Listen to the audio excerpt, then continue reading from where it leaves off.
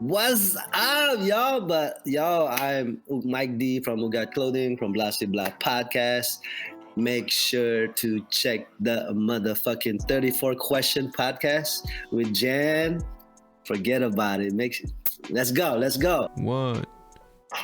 What's going on, folks? Welcome to 34 Questions. Tonight, I have a very special guest, Mr. Mike D from Ugat Clothing. Welcome to the show, Mike. What's up, yo? What's good? Chilling, man, chilling. Hey, for the folks out there who don't know, we actually recorded an episode maybe about a month ago, but I fucked up and something happened with the sound, and it was a great conversation, and I know we're gonna have another one again today, but you guys missed out. There's gonna be a whole different flow today, but yeah. So thank you, Mike, for coming on. Thank you for your time. Thank you for forgiving me for messing up on the sound. It happens, but yeah, much love. And yeah, for those unfamiliar with the flow of the show, we do some intro questions to set the tone. We jump into an icebreaker, which is a one word spelling bee, and then we have we jump into the main meat of the podcast, where you choose a number between 1 and 34, and that's how we get it rolling. Sound good to you, Mike? Yeah. Just give me the easy words, okay? I got you. I got dog. Let's go. My first question for you, man, is how have you been? It's been a few weeks. I see you busy. I see you doing your thing. You've been good. You've been going through it. How you been, man? Hella crazy busy. Production, design. Basically a one-man team, and trying to figure out how to not make that happen. and also just busy with the app Clubhouse and building with folks. Now I just had a call before this about NFTs in terms of digital art. So figuring out how to partner up and build with people in that community. And so I'm putting together a plan in regards to NFTs. So I'm excited about that. And for now, that's all I can say. But I'm excited about a lot of projects coming up. No doubt. For those people who don't know what an NFT is, how would you describe that? It's basically NFT is non-fungible. What do you call that? It's basically a digital art. So and then and it's get passed on to the blockchain, just like the Bitcoin, Ethereum, and so it lives forever in the digital world. And then there's a record of it, and people could purchase it and on the digital world. And so I'm also learning about it. So definitely getting into it and figuring out what's the best way to, as artists in the community, want to figure out how to maximize that platform. And also I want to be able to bring other artists within our community to be able to educate them in regards to this new platform. And so I want to bring in all the artists that I can into this, so for sure. Is it something that anyone who has digital art can sign up for and sell their stuff with, or is it you got to reach a certain popularity or to make something of it? No, it's basically anyone can do it, but there's a cost to it. Just if you have a digital art, you can just jump into mint a piece of art, digital art, but there's cost in terms of doing it. There's because it's processed electronically, they call the gas cost, and in terms of processing and minting a digital art. And so an example, if I'm going to mint a piece of art digitally, there's cost in terms of the production aspect of the digital thing. So it roughly costs maybe over $100 just to mint and to put it in digital form to be able to sell it. And then you have platforms like Rarible and OpenSeas, that when you sell it in these platforms, they take percentage of it. And then people are in exchanging Ethereum. And so it's all new to me, and that's why I was I was excited to jump in this call and learn about it, and and I want to be able to bring our community into this, so especially the artists in our community.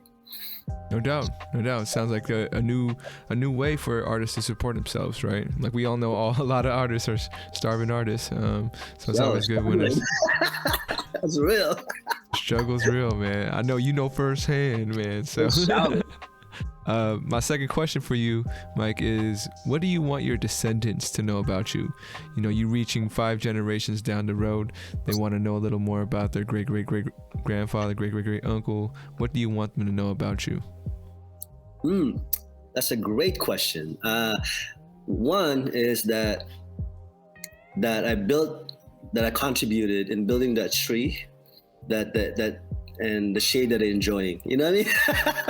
I got you. Yeah, I know what you mean. So the idea of being able to contribute to society in a way to change it so they can actually benefit, you know, them in a sense. And so I want them to know that I can contribute, and also they can contribute to continue, maintain, and push for a better society. So for sure.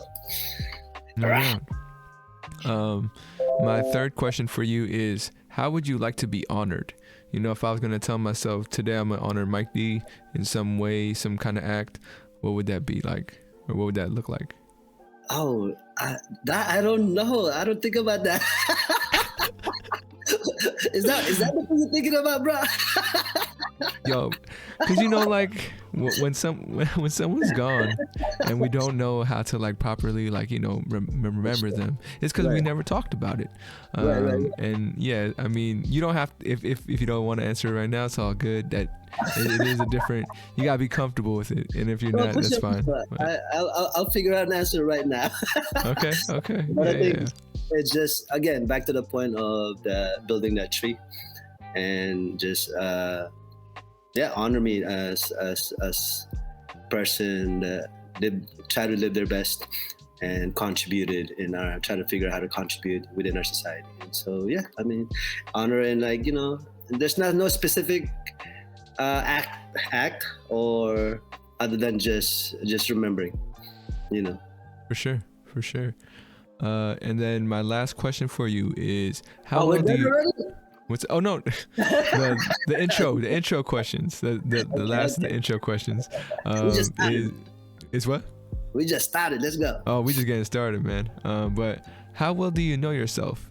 If it's hard to put into words, you could do a scale from 1 to 10. Oh, it's like that. It's like when you go to the what do you call it? Hospital, and they give you how much it hurts, and they give you the happy face from the sad face.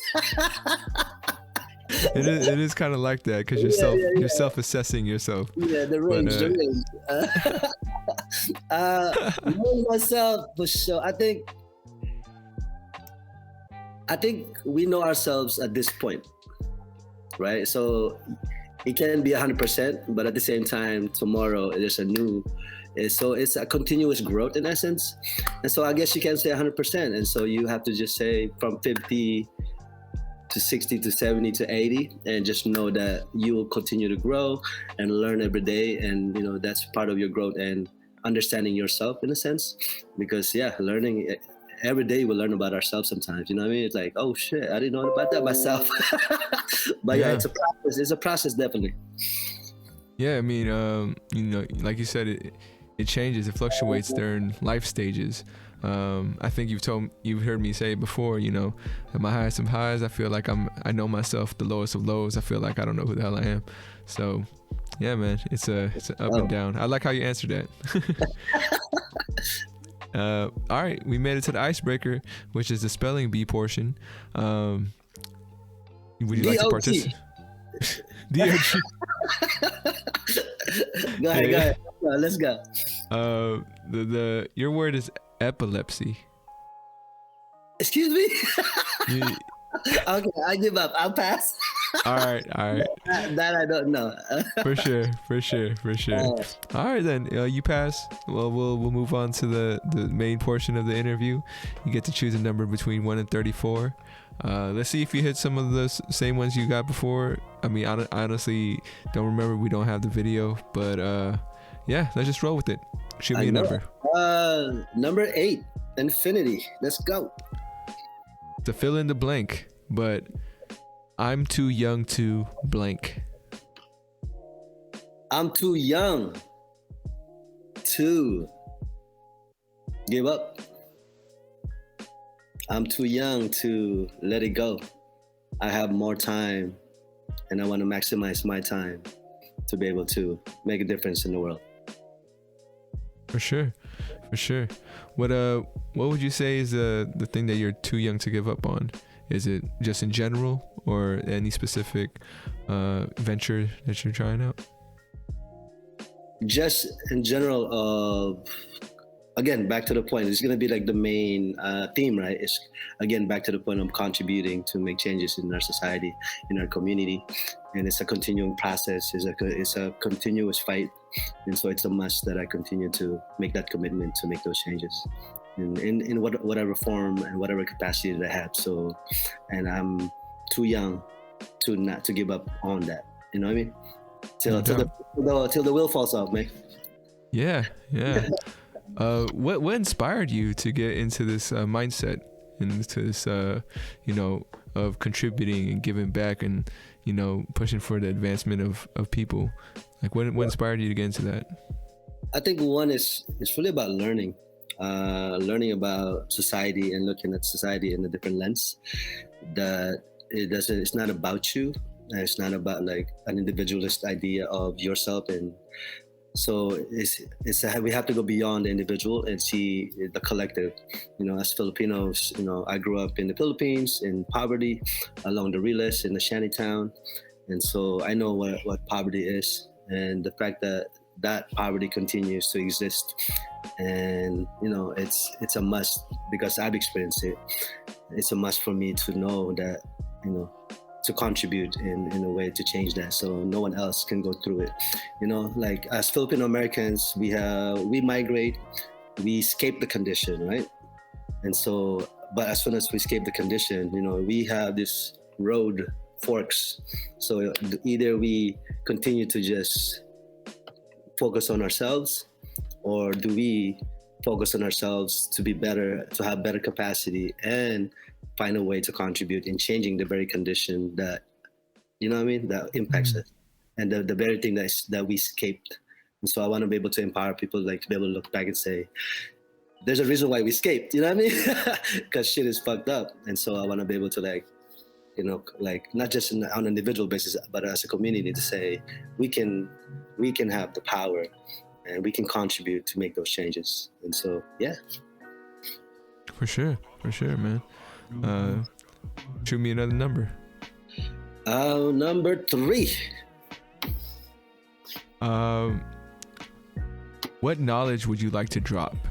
So, I know you talked about learning. I know there's stuff that that I don't know. What's like some kind of nugget of wisdom or some piece of knowledge you'd like to pass on to me? Teach me something, basically. Is Well, the Philippines is a semi-colony of the U.S. So right now. Right now. And I think when people talk about decolonizing, sometimes, not all, but sometimes it's focused on the individual. Again, back to the point of the individual, without understanding that we are still a colony, and there's still colonial, U.S. colonial influence, politically, economically, and socially, in essence. And so it's a must that we, in a way, what does it mean to decolonize as a whole, as a people? That means that we have to end that semi-colony status and be sovereign, be independent.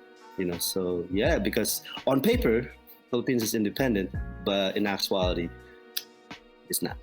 So is that something that's talked about freely, or because that's something that I see the American influence. I just never had thought about it as being colonized or being currently colonized, and how much is, I don't want to jump too much into politics, but I feel like our current leadership is trying to stay away from that, and be like, no, we're not going to be like America. We're going to be, we're going to be rocking with other countries. Is that something people are talking about, or is that something where it's like we can't talk about it? I think it's a matter of understanding the bigger issue, the systemic issues, and the systemic issue becomes what they call it, the invisible hand. So because it's an invisible hand, if we don't understand that systemic aspect, then we're only looking at ourselves and blaming ourselves for the condition. And so, but the idea is like understanding the whole system and what's at play, and what perpetuates the poverty and the corruption that's happening back home. And so yeah, I wanted to drop that knowledge. Right on, man. No, that's exactly what I was looking for, man. That was super interesting. Go ahead and shoot me another number. Number 34. Let's go. 34. Well, I feel like I know where you're gonna go with it, but I still want to hear it from you. It's a fill in the blank. Life is about blank. Life about blank. So life is about for you. What is life about for you? Oh, life is about love. And life, like living fully, it means, well, life is about freedom and freedom to love. And what they say, like what Cornel West say, that love in public look like is justice. That's what it look like in public. Justice is what love looks like in public. And so, being free and to love and to look out for each other as a community and each other's well-being as a collective, versus like, oh, I gotta get mine type of shit, and I gotta do what I gotta do to get mine. And you know what I mean? And so that's what life is about, together, about as a collective being free. And so, yeah. What do you think is a barrier for some people that don't see it that way? It's like, because instead of having that like global view or nation view, it seems like people are really attached to their their immediate community, the people that they see every day and interact with. But then there's also like that division, when it comes to, we could be American, but some people won't consider us American, So what do you think is that barrier of like, for that love to just kind of influence everybody to be together, or provide that freedom, that justice? It's really about learning about yourself and understanding yourself as a whole and what makes you, and not just your own lived experience, but beyond, in terms of understanding the experience of all of us as a people. And once you know that, then you can really understand yourself. Like in a relationship, you fall in love by really getting to know the person. You know what I mean? Like the more you get to know them, the more you know what I mean? So I think it's a process that we have to like really learn about ourselves. And again, back to the point of beyond our own lived experience, but our experience of our collective as a people. And really that's the barrier, and understanding what has, what impacts us historically and to this day, and how can we change that in essence. And so, yeah, it's really about education in that sense of understanding the system. And so not the education of like, maybe like a job skill or, but really fully understanding the whole picture. I gotcha. Man, my answer is going to be all political. Yo, man, if that's coming from you, that's coming from you. I'm not mad. I'm not mad at it. Who, well, I know you don't know who, but I would say, what do you think happened for that system to get created? Like, were there the good people who are trying to make it fair, trying to make it, like, how do you think that system played out? Because I don't want to believe that the people who were smartest in the past was like, oh, I see how I'm different, I'm going to use this to my advantage. I wish it was more like, oh, I'm different, let me see how I can use that to help other people. But yeah, the systems in place don't reflect that. So yeah, I was just asking, well, I guess it's not a question, I was just describing something. But yeah, but never mind. There's definitely a history of it, and the idea of internally as an archipelago, as the Philippine archipelago, we were there's always internal contradictions in developing oneself, and so that was happening. But then externally, we were colonized in essence for over 300 years, right? 350 years or whatever have you, and that's a lot of wealth that has been extracted and stolen, and really it's just our culture erased, our people murdered, and in all sense of exploitation. And so understanding that, and I know people will say, oh, that's the past, but I think at the same time we have to understand that condition continues, right? From the Spanish and then American taking over, from the America and then Japanese and then America coming back to make sure it has its control and to perpetuate that poverty, to be able to exploit its resources and its people for its labor. And so these are the things that are happening. And so this is why we are here in America. We are forced to migrate. That's why we're in Canada. That's why we're in the Middle East, in Hong Kong, in Singapore. This is the reason, because of it's better for us to, or we feel that it's better for us to leave the country because of the situation and take any job that's available just to survive and support our family. And so, but yeah, this is what I do as a community organizer. I can only hope and empower people to really learn about the history and understand what happened or what is happening, and then we can figure out how to address and make the changes. So yeah. Sure. Is there a word for that? For the word for people who migrate because of just the state of society versus, I know refugee is a term for someone who migrates because of war, but is there a term, or would we just use refugee as what I would call my folks for leaving because they wanted a better life? Well, it's just it's basically just migrant. Migrant. Yeah, and then Filipinos that still live in the Philippines are OFWs, overseas Filipino workers. And so there's Gotcha. 15 million Filipinos outside of the Philippines, around the world, 200 countries. What was that number again? 200 countries, 15 million Filipinos outside of the Philippines, over 200 countries that are working, and just trying to survive and send money back home. I wonder how that compares with other countries, 15 million Filipinos in 200 countries. We're everywhere. Yeah. So that's super interesting. I wonder what country hasn't been a Filipino isn't there yet. I should go there to be the first one and be hey, I'm claiming this spot for Filipinos. Well, I have a story with that in regards to that statement. I was in the Navy one time, and we went to Kenya, Mombasa in Africa. And we pulled up to this place for maybe a week. And I was I was curious if there's Filipino there. And so I was young then, we went to a club, and then there were Africans that were speaking Tagalog to me. Whoa, that's what's up. Because they had friends that were seafarers and also in other countries, in the area. And so the idea of we're everywhere, yeah, that's it. That's why it's called the diaspora. We're everywhere. How do you pronounce that again? The diaspora. Diaspora, for sure. Yeah. That's how I pronounce it. I'm not sure. I got you. Look it up. That's hilarious, man. Thank you for that story. Go ahead and shoot me another number. The number game. Let's go with number 9. Number 9. Okay, this was the flip side to the I'm too young to. This is I'm too old to blank. I'm too old for some bullshit.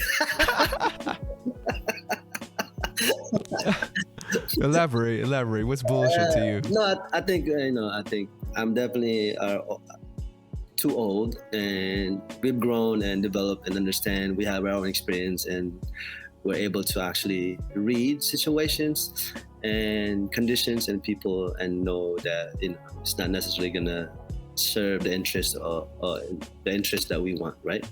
And so then we're able to disengage in a way. And so I'm too old for what's not gonna serve the goal that I want to achieve, in essence. And so we just keep it moving. You know what I mean? Yeah. No, I hear you, man. reading situations. I think the more experience you have, the more you see the patterns. You see the you can definitely seem to call what happens next in situations if you've seen enough. Yeah. I feel that. Go ahead, throw me another number. 11. 11. Do you believe in the afterlife? Do I believe in the afterlife? Yeah. To be honest, I have no motherfucking idea. I ain't got no time to worry about afterlife because I know the real life shit is happening, and that's what I can control or have control over. And I want to do the best that I can in regards to what's around me and making sure that I become the best that I can be to have a great impact in what's around me.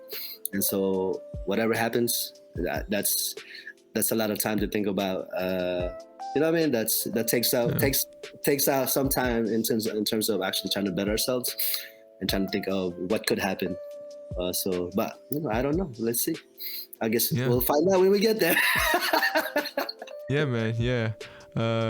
That's how I kind of feel. Like, I think aliens are around, but I can't spend too much time thinking about it because, like, that doesn't help me do any, like, progress any of my goals. Doesn't help me give back to the community if I'm just thinking about aliens all the time. If they do or do not exist, you feel me? So, yeah, I know what you mean. There was a question that came out of that, but I can't remember. It was a fleeting thought. Go ahead and shoot me another number. 10. What could you be better at?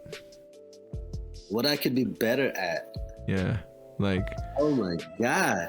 What was something you feel like you could improve on? One for sure is asking for help. Yeah.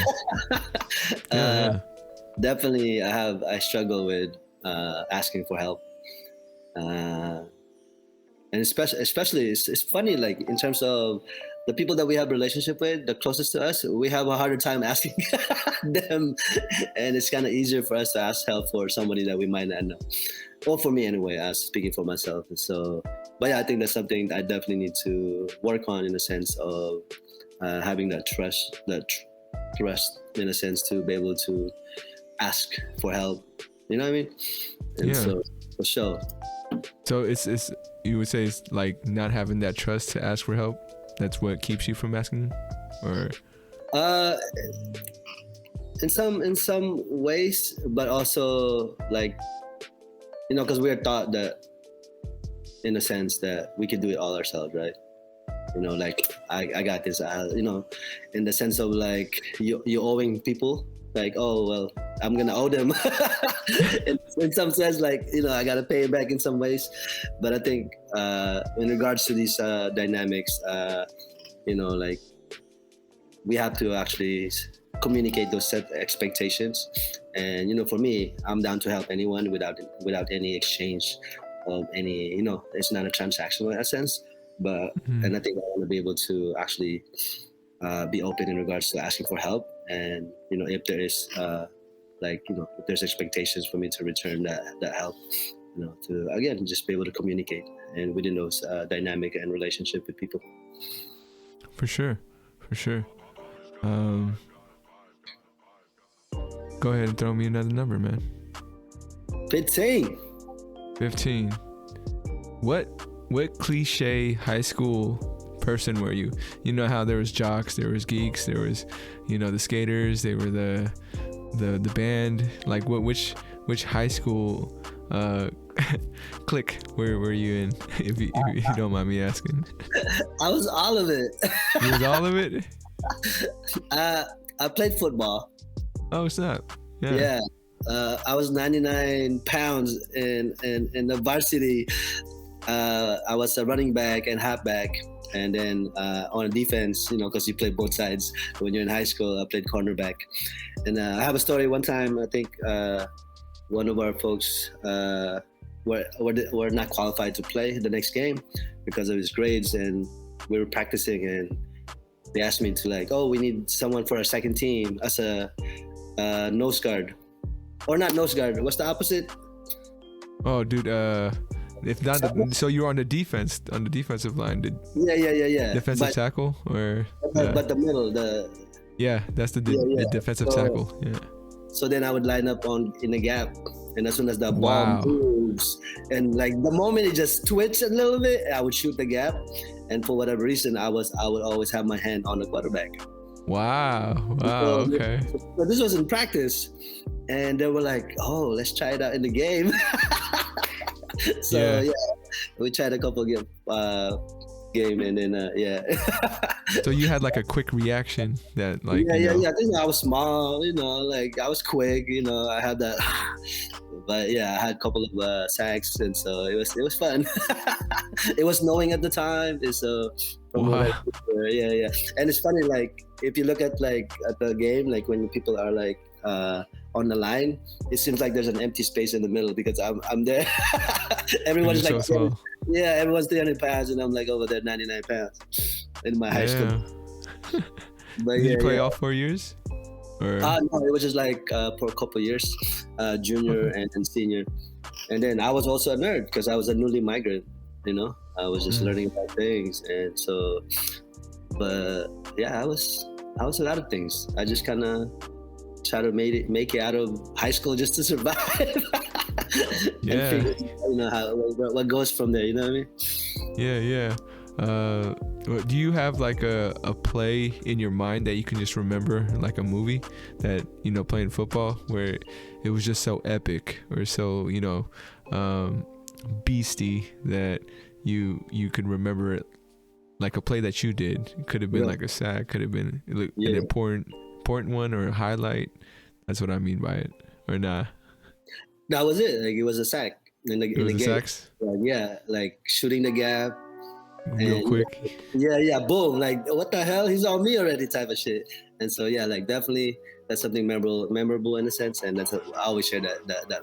And so, I can see the slow motion, like shoot the gap. Like, I got my hands on the quarterback and it's like, that's it. Yeah, that's it. You only played football? No other sports? I wrestled. Oh, shit. So, I was a wrestler. And so, I was. I don't remember in terms of my. I think I was like 3-1. Okay. But before, like I wasn't fully able to because I got hurt in some ways, and so that's what I remember. It's been a while. I'm an old man. But I did play football and I wrestled. That was the sports that I played in high school. That's what's up, man. Go ahead and shoot me another number. Oh, number 25. I think you might have chose 25. But I did. Don't worry. I got this question for you. Is what is a trap people fall for? A trap? Yeah, just a trap in life that people can fall for. The cheese. What do you mean? What do you mean? It's the cheese trap, the mouse trap. So I think it's the bag. You know what I mean? It's the bag. That's a trap. It's a trap. Like the idea. I mean, we all trying to get bagged. We all trying to eat. But at the same time, like sometimes, when things are too easy, like we don't work hard for it. That's a trap. We have to work hard for these bags. And so for sure, that's my trap. Like if the money's too easy, that's a trap. Well, you know what I mean? How would you say that affects people if the money comes too easy? Well, I think maybe I'm too easy in the sense of maybe come from not your own work in a sense. And so if you're getting money from other people's work, that's not cool. And so, yeah. Maybe, I don't know. Maybe that's it. I mean, what other trap for me? Yeah. I think the rat race is a trap, man. The rat race is a trap. And for me, it's I know that you can love your job even if it's not your business or you're working for somebody else, but that just never kind of resonated with me. Like the trap of staying someplace for so long without following your passion. I think that's a trap people fall into. Sometimes, you know, it's by choice, but other times it's just circumstance. You know, you got to do what's right for your family. You got to do what's right, you know, for your community, and you really have no choice but, you know, to say maybe I shouldn't work on this right now because I have to provide for the people around me. But yeah, there's definitely a balance, you know, and, you know, depending on your situation, if it's just you, if you're in a sense independent individual, it's easier to make those decisions. But if you have other people that are relying on you, having a family or other type of form of that people are dependent on you, those decisions are harder to make. And so something to keep in mind while you're still free. No chains. You know what I mean? Yeah. I know what you mean, man. Go ahead, keep it rolling, man. Throw me another number. 29. Let's go. 29. So like I'm in Vegas, like give me roulette. It's like roulette, man. What was acceptable during your childhood that isn't today? You know, something. Yeah, you know, it was cool back then to do this, but it's not cool to do that anymore. Oh, crisscross. the music group, the two kids. Yeah. We used to dress up and put our clothes backwards. Yeah. Like self-explanatory. I mean, like I know some people try to bring it back here and there. Like I remember in the 2000s they started doing the backwards jerseys. I don't know if you remember that. They would wear the name, like if it was LeBron James, it would say James on the front and then have the name on the back. Yeah, I mean it was a look. I don't know if it's good. I don't. Yeah, you're right. I don't think that's gonna come back. You never know. It depends who does it. You know, you have an influencer that does it, and everyone goes crazy. It's like, oh yeah, that's. You're like, what the fuck? I was trolling you guys. Like, you guys really think that's good? Go ahead and throw me another number, man. Oh, I'm 16. Let's go. 16. Is it? What's up? I don't know the roulette number. No, you fine. That might be a good idea, just to like do a roulette wheel to so like the guest doesn't have to pick. It just follow the roulette. That's an interesting concept. I might use that for the gamblers out there, like myself. Yeah, that would be so cool. Actually, you have like a randomizer. That would be cool. Anyway, a pinwheel. What's up? Go ahead. Oh, what's the most important thing to teach kids? Teach kids?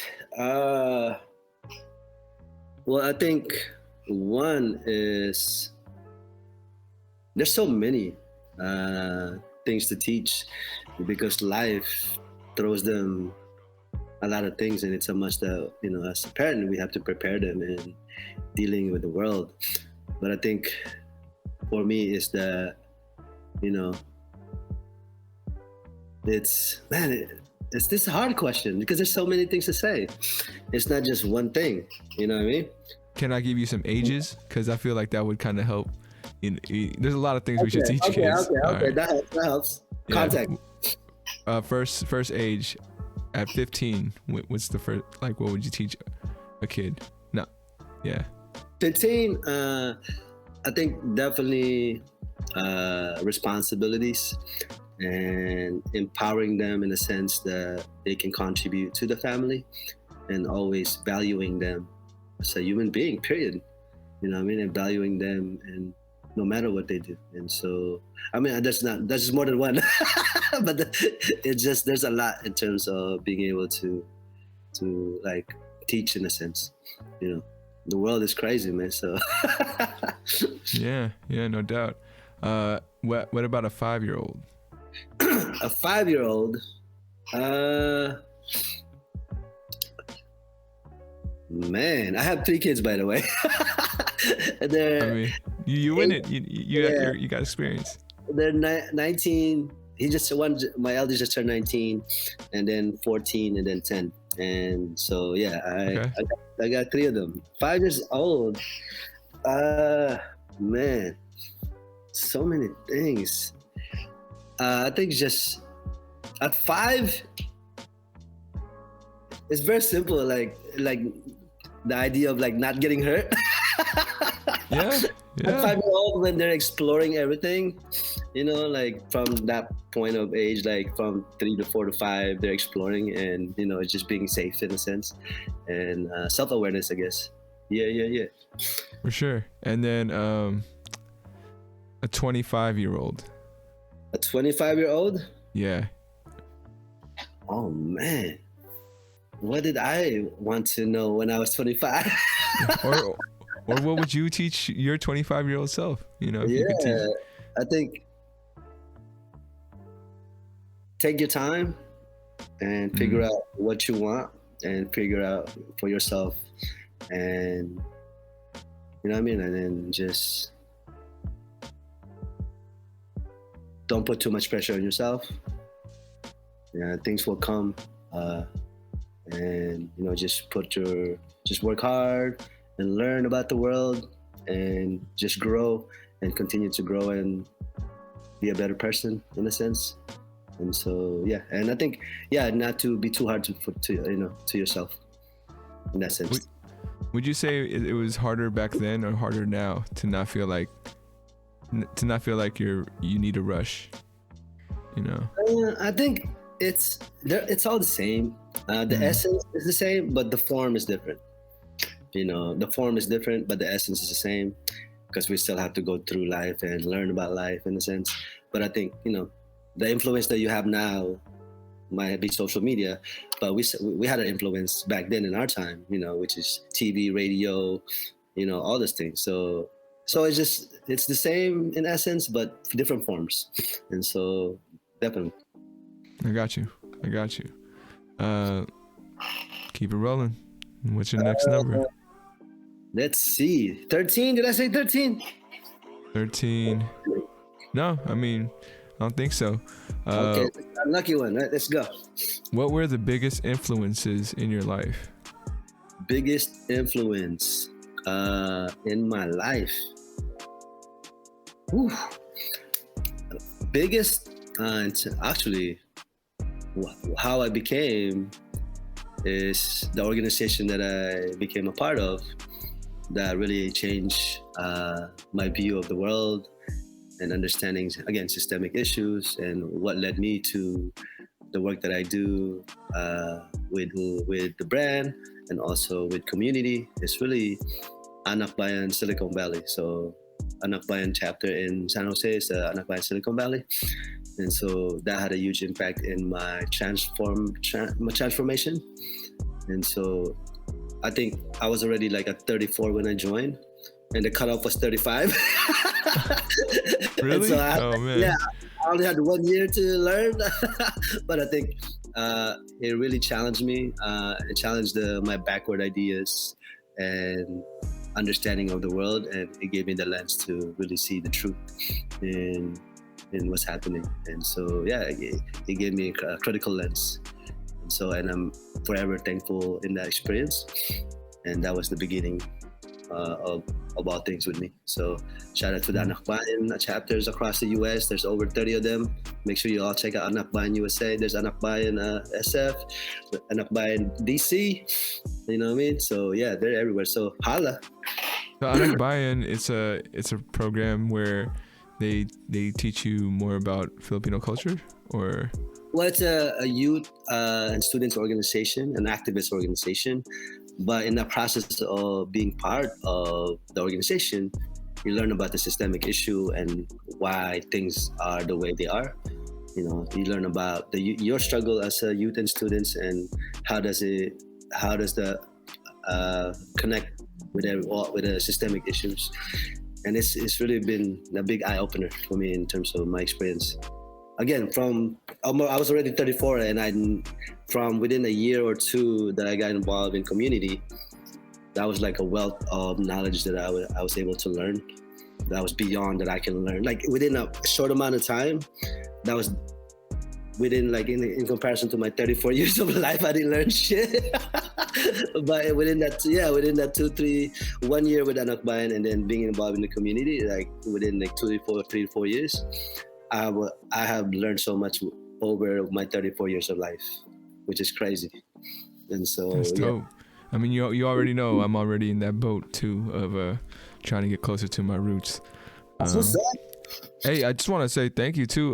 There's a few guests that you had on your show that I reached out to to be a part of 34 as well.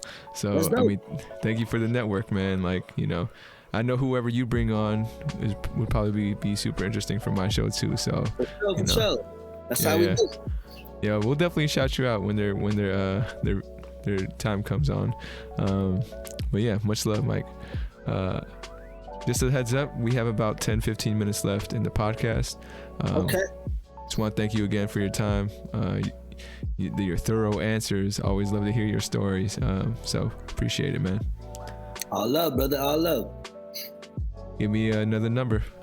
1. Are you recording this? What? Oh yeah. Of course. Oh yeah. No, I'm 100% recording this. Number 1. Oh man. What has changed about you? What has changed about me? Yeah, like from when you were a kid to now. Like, what difference do you see in yourself? Yeah. I think I shared it, right? In terms of understanding the bigger picture. And like, you know, as a kid, you see what you see, and as we grow, we just see what we see without understanding the whole picture. You know what I mean? And so I think what has changed from is being able to look at my experience and see what's been at play in my experience as a whole, and not just on the individuals or my family, or because there's so much more. So again, maybe more critical in essence. Okay. Yeah. How haven't you changed? What's something about you that you seem to like always been your whole life? Oh man, I love sugar. So do I, man. So do I. And that's something that's hard for me to put down. And like, yeah, I gotta have some form of sugar throughout the day. If I don't have sugar, I'm just gonna wilt. Good. Tell me. What's your favorite dessert? Dessert? Oh, anything mango. Oh, nice. Yeah, I gotta have mango. Any form of mango. Right now, I have like the actual mango, the whole box. You know how it comes in a box that's taped all over the place. Oh yeah. And then I have like mango ice cream, and I have mango mochi. So when I'm like, I need some snacks, I always have some form of mango. All right, for sure, man. I got you. I do love those dried Filipino mangoes. I'm sure you know what I'm talking about. Those are too easy to eat, man. And they're all sugared up. You see the sugar on the makes it so good. Have you had the spicy one? Same brand or a different brand? It's not the same brand, but I think it is a Mexican brand where the mango is like have the what's that, tahini? Yeah, I know what you're talking about. I'm sorry, folks out there, if you know what we're talking about. We don't know the name. Yeah, but yeah, it's that red powder. Yeah, the chili powder. I think it's tahini. I'm not sure, but yeah. We admit it. We admit we don't know it. But that's just like we know. All right, man. Give me one more number. 4. What? Do you pray? Huh? Or do you pray? Do I pray? Are you a praying person? Yeah. I do not pray. My wants and needs I'm hoping to enact it in essence. And what I do believe is that I believe in people and being able to empower people to enact change, and whatever change is good for either for themselves or for everyone. And so that's why I believe in people, and that's why organizing is very important, because it's us, all of us, that can create the change. And so, and my want and my hope is all rooted in our people coming together, being united in essence. So yeah, that's where I put all my hopes and wishes. So I pray to the people. Yo, man, we're here. Well, right? we need to be listening, though. The people out here not listening. I got you. The people, you know what I mean? Let's go. So we reached the concluding portion. I only got like four questions left for you. Okay. This next question is actually, since the last time you came onto the show, this is something new. I've been asking my guests to ask the next question for the next guest. So this question is coming from my previous guest, Roberto. Shout out Roberto for this question. But his question is, what small thing can you do right now to make an impact on someone's life? I think in the pandemic, in the current situation, I think just being there with reaching out and being with the person, in a sense, if it's safe. But I think reaching out to people that you care about and letting them know that you love them. You love them, period. You know what I mean? And so, and not wait for the last minute and things happen, and just always express your love for the people around you. So yeah. Sure. What's something you would like to ask the next guest that comes on? Let's see. What would I ask the next person? Do you know who's the next person? Or it doesn't matter? No, man. It's all about, how the universes work out. They might cancel, they might reschedule. So, it could be a different person. Yeah. Okay.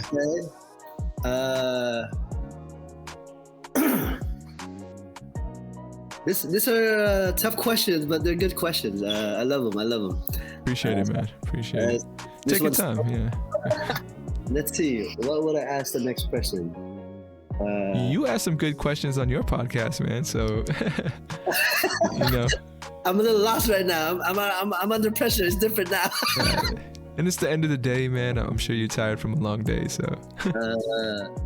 Man, why am I blanking out right now? Let's see. Wow, it's gonna take me a minute. Or how about this? This is also something new I wanted to try. What's a question you would ask me, and I was gonna use that for the next person. So it's like I have a chance to answer it, and then the next person, I'm gonna make sure they can answer it too. Yeah. Okay, I'm back on my horse. I mean, the question that I ask always, right? Even on my podcast, on Blah Blah podcast, is that what has been your biggest struggle and victory in life? For sure. And pass it on. Biggest struggle, biggest victory. Yeah. I mean, I think I've already kind of, this, but for my audience, I would say my biggest struggle is consistency. And still something I'm working on is just being able to stick to my guns, man.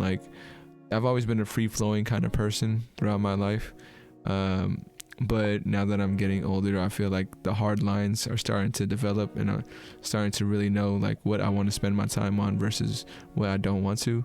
And so that's my struggle, is trying to keep my demons away and stay consistent. Victory. My greatest victory, man, for me, it would be, honestly, it'd be to find this, what I'm doing right now. It's a big victory for me.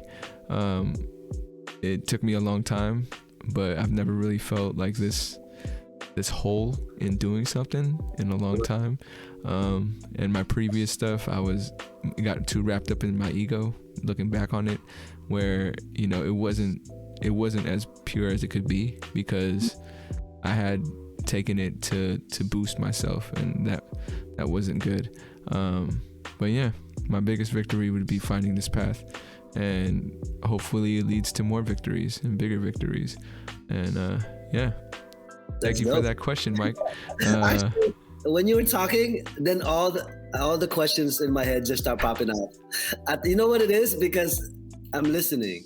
I try to listen to people, and that's where my engagement comes from. It's the fact that I'm just talking, and I don't know. You know what I mean? Yeah, so no. Something engaged, but the moment that you start talking, all these questions start popping up. Like all the things that you said can can lead to other conversations. You know what I mean? So I guess you can say I'm a listener in that sense. Hey, and that's why you have a podcast too, man. Like, right. we like to listen. Yeah. But my last question for you, Mike, is what is the greatest lesson you've learned thus far? And I feel like I know which lane you're gonna take this to, but go for it. Go for it. Right? Reiterate the message. For sure. Biggest lesson is really we have the power and the capacity to contribute, to make changes in our community and in the Philippines, and have an impact on people that are continuing to be exploited in a sense. And so no matter where you at, like your capacity will always change, but every little thing matters. You know what I mean? So whether it's your time, whether it's funds, resources, learning about the conditions in terms of what we need to change. And so no matter where you are in life, from high and low, you always have the capacity and you have the power to make an impact in our community. And so that's what I want to say. Dope, man. Dope. Thank you, Mike, for coming on again. Thank you for your time. I have some questions to ask you off camera, but before we do that, we want to thank all the folks out there for listening. Oh yeah, Mike, tell them where they can find you, how people can support you out there. Hi, Mike D. What's good? It's Ugat Clothing, UGAT clothing.com. Check out my brand. It's Filipino history, culture, and clothing line, streetwear inspired by that. And I also have a podcast, Blazy Blah Podcast, where I connect, build, and break bread with our folks in our community. And so make sure you check this out. And I'm hoping to launch NFT digital artwork and launch an NFT so within maybe a month or two, and setting things up. So I'm excited to get into this new space and learning. And so yeah, but that's it. So thank you for having me, bruh, and thank you for reaching out. And so I appreciate the work you do, and I appreciate you giving the space for everyone to also be able to share their world in essence. And so thank you, Mike. Thank you for the kind words. Before you go, got one more thing to ask you.